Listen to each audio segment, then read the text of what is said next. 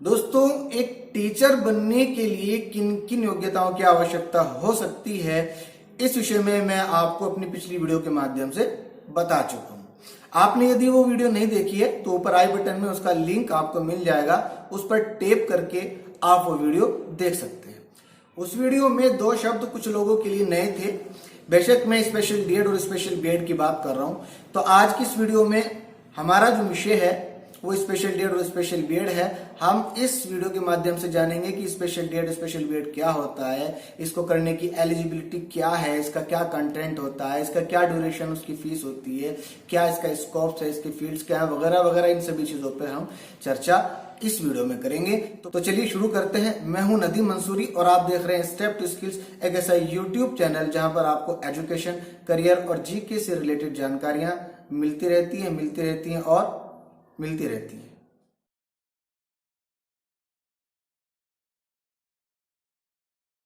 देखो भाई, आरसीआई को यह अधिकार प्राप्त है कि वो दिव्यांगों की शिक्षा के लिए विशेष पाठ्यक्रमों को आयोजन करे और उसमें इंटरेस्टेड कैंडिडेट्स को ट्रेंड करे ताकि स्पेशल नीड वाले बच्चे स्पेशल तरीके से शिक्षा को हासिल कर सकें। इसीलिए स्पेशल डीएड और स्पेशल बीएड दोनों आरसीआई के कोर्सेज हैं। अब आरसीआई क्या चीज है, इसके ऊपर भी मैंने एक वीडियो बनाई हुई है। आपने यदि वो वीडियो नहीं देखी है तो ऊपर आई बटन में उसका भी लिंक मिल जाएगा, उस पर भी टैप करके आप वो वीडियो देख सकते हैं। तो ये स्पेशल डीएड और स्पेशल बीएड जनरल डीएड और बीएड से थोड़ा थोड़ा डिफर है, और वो किस किस तरीके से डिफर है आज इस वीडियो में हम यही सब चर्चा करने वाले हैं। तो इसके लिए सबसे पहले हम चलते हैं इनकी एलिजिबिलिटी के ऊपर कि इस कोर्स को करने के लिए आपके पास क्या योग्यता पहले से होनी चाहिए। तो सबसे पहले बात करते हैं स्पेशल डीएड की।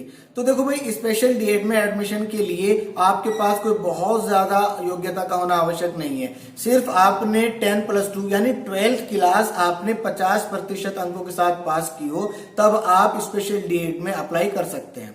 आरसीआई हर साल all India online aptitude test, जिसे हम AIOAT के नाम से भी जानते हैं, के लिए आवेदन मांगती है, और ये आवेदन जनवरी और फरवरी में मांगे जाते हैं। आप लोगों को चेक करते रहना होगा आरसीआई की वेबसाइट पर जाकर, या न्यूज़पेपर्स के माध्यम से भी आरसीआई एप्लीकेशंस के लिए नोटिफिकेशन जारी करती है। आप ऑनलाइन जाकर के लिए अप्लाई करते हैं और फिर उसके बाद आपका एक रिटन टेस्ट होता है। जब आप उस रिटन टेस्ट को क्वालिफाई कर लेते हैं तब आपकी काउंसलिंग होती है, और काउंसलिंग होने के बाद फिर आपको आपकी रैंक के हिसाब से एक स्टडी सेंटर अलॉट कर दिया जाता है। अब बात कर लेते हैं स्पेशल बीएड की। तो स्पेशल बीएड बहुत सी यूनिवर्सिटीज कराती हैं। कुछ यूनिवर्सिटीज उसको रेगुलर मोड पे कराती हैं, तो कुछ उसको डिस्टेंस मोड पे कराती हैं। रेगुलर मोड में जैसे BHU बनारस हिंदू यूनिवर्सिटी कराती है, इसी तरह से डिस्टेंस मोड पे जैसे उत्तर प्रदेश राजर्षि टंडन ओपन यूनिवर्सिटी, जो कि उत्तर प्रदेश में है, इलाहाबाद में, वो इसे डिस्टेंस मोड पे कराती है। अपनी अपनी सुविधा के अनुसार उसमें इंटरेस्टेड कैंडिडेट्स एडमिशंस ले लेते हैं। स्पेशल बीएड में एडमिशन के लिए आपको कम से कम 50% अंकों के साथ ग्रेजुएट होना ज़रूरी है। उसके बाद फिर एक एंट्रेंस एग्ज़ाम होता है, उस एग्ज़ाम को आपको पास करना ज़रूरी है। अब बात कर लेते हैं स्पेशल डीएड और स्पेशल बीएड के सिलेबस के कंटेंट की। देखो भाई, स्पेशल डीएड और स्पेशल बीएड के सिलेबस का जो कंटेंट है उसके अंदर जनरल बच्चों को पढ़ाने वाला कंटेंट भी शामिल है और स्पेशल बच्चों को पढ़ाने वाला कंटेंट भी शामिल है। अब जनरल बीएड का कंटेंट तो आप लोग समझते ही हैं। स्पेशल बीएड का कंटेंट क्या है वो मैं आपको समझा देता हूं। स्पेशल बीएड के कंटेंट में दिव्यांगता के बारे में पढ़ाया जाता है। दिव्यांगता क्या होती है, दिव्यांगता कितने प्रकार की होती है, इसके क्या कारण हो सकते हैं, इसका निदान क्या है और इसकी क्या क्या सावधानियां हो सकती हैं। इसके साथ स्पेशल नीड वाले बच्चों को कैसे पढ़ाया जाता है, उनको पढ़ाने के लिए TLM यानी टीचिंग लर्निंग मटेरियल का प्रयोग कैसे किया जाता है, और किस प्रकार आप स्पेशल नीड वाले बच्चों की पहचान करते हैं, वगैरह वगैरह। ये बहुत सारी चीजें इसके अंदर पढ़ाई जाती हैं।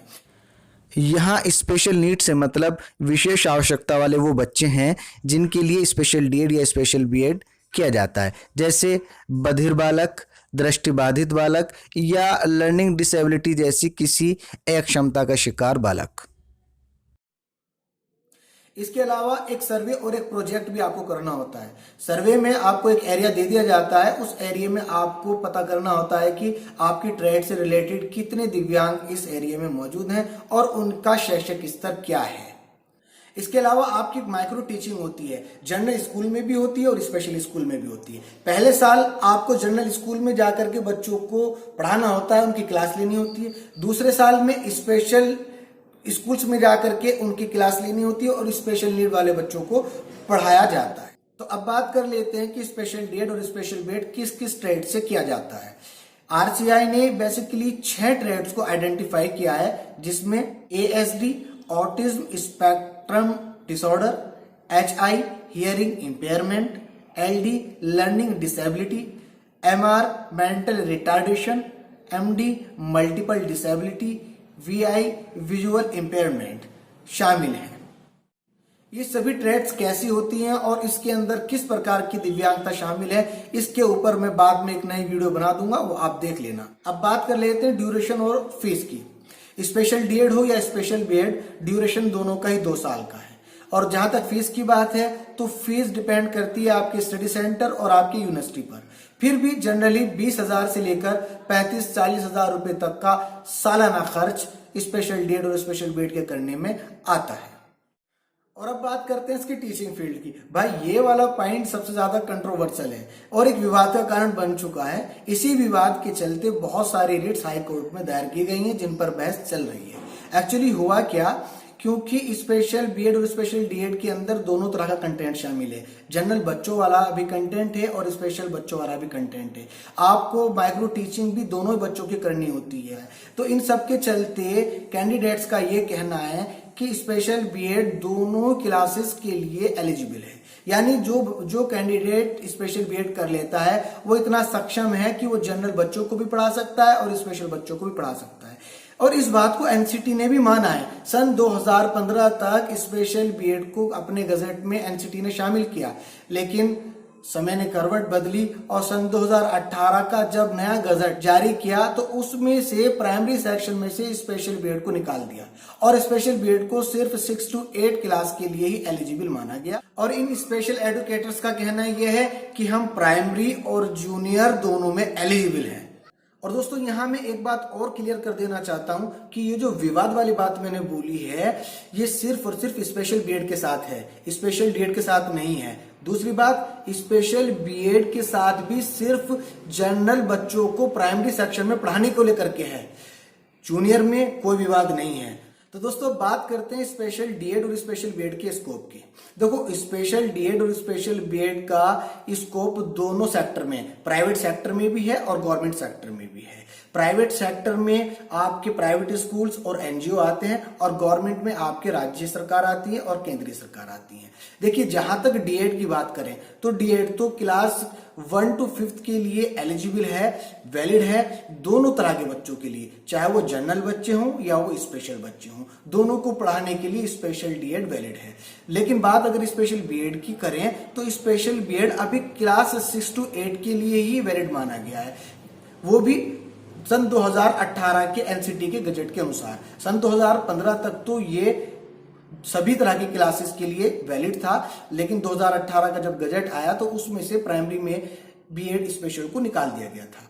समय समय पर राज्य सरकार और केंद्रीय सरकार स्पेशल एजुकेटर्स की वैकेंसीज निकालती हैं, एग्जाम होता है, आप उस स्पेशल बीएड और स्पेशल डीएड धारक इसके लिए पूरी तरह वैलिड होते हैं। और मैं आपको यहाँ भी ये बात भी बताता चलता हूँ कि स्पेशल एजुकेटर्स के लिए सिर्फ स्पेशल बीएड और स्पेशल डीएड ही हायर किए जाते हैं, जनरल बीएड और जनरल डीएड इसके लिए वैलिड नहीं है। प्राइवेट में आपको 20,000 से लेके 50,000 रुपए तक की सैलरी मिल जाती है। इसी तरह से गवर्नमेंट का स्केल है, आप जानती हैं कि जहां से तकरीबन 35,000 से स्टार्ट होती है और वही 40, 45 और 50,000 रुपए तक की आपको सैलरी गवर्नमेंट में मिल जाती है। तो दोस्तों ये था स्पेशल डीएड और स्पेशल बीएड का एक विस्तृत विवरण जो कि मैंने आपके सामने पेश किया है। आपको ये वीडियो अच्छी लगी है, ये जानकारी अच्छी लगी है तो वीडियो को लाइक जरूर करें और सब्सक्राइब करना बिल्कुल ना भूलें। आज की वीडियो में इतना ही कुछ था, आगे के लिए मैं विदा चाहूंगा। जय हिंद, जय भारत।